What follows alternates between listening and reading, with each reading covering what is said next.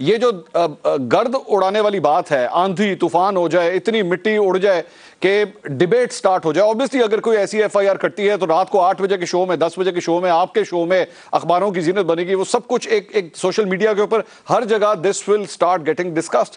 مجھے وہ دور یاد ہے کہ عمران خان صاحب نے ایک دفعہ اسی طرح کہا تھا کہ جی شہباز شریف اور نواز شریف نے مجھے 10 ارب روپے کی آفر کی ہے اور یہ کہا ہے کہ جی آپ پینما کے کیس سے ہٹ جائیں۔ ٹاک شوز کے اندر ایک دم طوفان آ گیا، ڈسکشن سٹارٹ ہو گئی، ہر جگہ باتیں ہونا شروع ہو گئی، دوست کون ہے، کس کے ذریعے آفر آئی۔ سر وہ کیس آج تک کورٹ کے اندر چل رہا ہے، آج تک عمران خان صاحب اس کا کوئی واضح ثبوت نہیں لا سکے۔ عمران خان صاحب کا آپ کے خیال میں ماضی کا جو ٹریک ریکارڈ ہے وہ آج ان کے سامنے آ رہا ہے جس کی وجہ سے یہ ایف آئی آر کٹوانے میں ان کو پرابلمز ہیں؟ دیکھیے جو ایف آئی آر کا معاملہ ہے نا پاکستان کے اندر ہے قانونی طور پہ بڑا عجیب و غریب ہے۔ ظاہر ہے قاہرہ صاحب نے یہ کہنا ہے کہ ایک قانونی طریقہ کار اس پہ اڈاپٹ کیا جائے۔ میں یہ سمجھتا ہوں کہ پاکستان کے اندر ایف آئی آر اور ان سے منسلک قوانین نہ صرف آؤٹ ڈیٹڈ ہیں بلکہ نوآبادیاتی ہیں، اور پاکستان کے اندر سیاسی مخالفین کو رگڑا لگانے کے لیے یہ قوانین بنائے گئے تھے، اور چونکہ انگریز یہاں پہ ایک حکمران تھا تو اس کے نتیجے میں ظاہر ہے اس نے قوانین ایسے بنائے تھے، تو لہٰذا یہ قوانین نہ صرف ارریلیونٹ ہے بلکہ پاکستانیوں کے ساتھ ایک بہت بڑا ظلم ہے جس کا شکار ہم روزانہ کی بنیاد پہ ہوتے ہیں۔ یہ ہے میری رائے اصولی طور پہ اس مسئلے پہ۔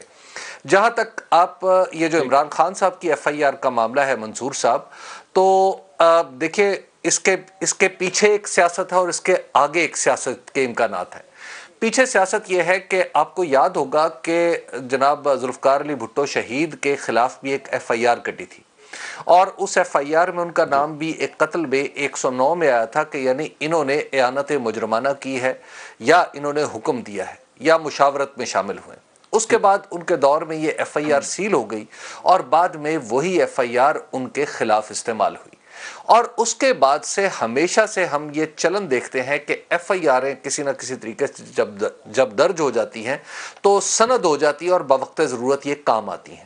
اس وقت بھی یہ جو ایف آئی آر جن اصحاب کے نام اس ایف آئی آر میں عمران خان صاحب درج کروانا چاہ رہے ہیں وہ سب کو پتا ہے کہ اس پہ کچھ ہوگا نہیں۔ پاکستان کا اگر قانونی نظام دیکھیں یا پاکستان کی تاریخ دیکھیں، ایف آئی آر سے کسی کو نقصان نہیں ہوگا۔ اصل بات یہ ہے کہ ڈر اس وقت سے ہے جب عمران خان حکومت میں ہوں گے اور یہ ایف آئی آر درج ہو چکی ہوگی، تو اس وقت کیا ہوگا؟ اس وقت یہ ایف آئی آر پاکستان کے سسٹم کے اندر ایک ٹائم بم کی حیثیت رکھے گی، یا ایک ایسی بندوق ہوگی جس کے ٹریگر کے اوپر خان صاحب کی انگلی ہوگی۔ تو لہٰذا یہ ایف آئی آر درج کروانے سے روکنا اور ایف آئی آر درج کرانے پہ اصرار کرنا، یہ دونوں کے اپنے اپنے پولیٹیکل آبجیکٹیوز ہیں، تو ان کو اسی تناظر میں لینا چاہیے۔ لیکن میں اس کے اوپر حبیب اکرم صاحب آپ کی رائے پوچھنا چاہوں گا کہ اس وقت آپ کی نظر میں اس ایف آئی آر کو درج کرانے کے پیچھے عمران خان صاحب اس سے جو سیاسی فائدہ اٹھانا چاہ رہے ہیں، آپ اس بات کو ایکسیپٹ کریں گے کہ ایکچولی وہ واقعی اس سے سیاسی فائدہ اٹھانا چاہ رہے ہیں، یا آپ کے جو ان کا جو کنسرن ہے کہ نہیں جی کاٹیں ایف آئی آر، اس کے پیچھے واقعی ایک جینوئن کنسرن ہے کہ جناب میرے پہ قاتلانہ حملہ ہوا ہے اور یہ واقعی یہ 3 لوگ اس کے جو ہیں وہ ذمہ دار ہو سکتے ہیں؟ دیکھیے